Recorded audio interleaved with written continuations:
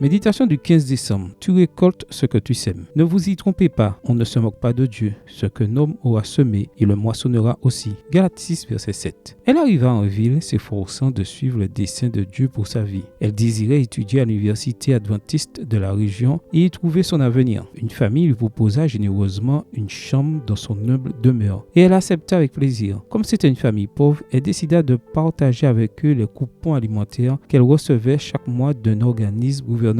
Elle le fit tout le temps qu'elle vécut avec eux. Puis elle termina ses études et se maria. Sa famille s'agrandit et elle vécut heureuse pendant longtemps. Quand ses enfants grandirent et furent en âge d'entrer à l'université, ils décidèrent de retourner dans cette ville pour que leurs propres enfants aient la possibilité d'étudier à l'université adventiste. Tout se passa bien jusqu'à ce que survienne un changement complet. Son mari la quitta pour une autre femme, devint irresponsable et cessa de les aider financièrement. Elle décida de se battre pour ses enfants, mais les sorties d'argent étaient beaucoup plus élevées que les entrées. Elle se retrouva rapidement en difficulté.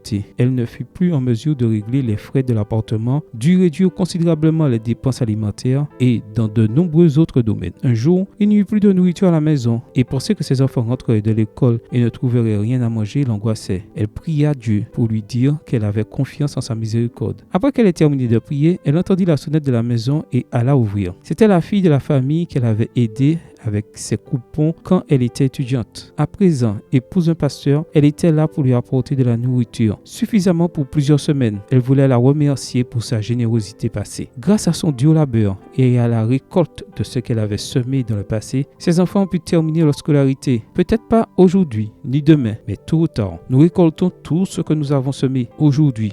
Dieu te demande, que sèmes-tu avec tes actions, avec les livres que tu lis, avec les commentaires que tu publies sur les réseaux sociaux et avec ton attitude? Sème l'amour, sème la bonté, sème les bonnes actions et récolte les résultats. Amen. Bonne journée à toi et que le Seigneur te bénisse.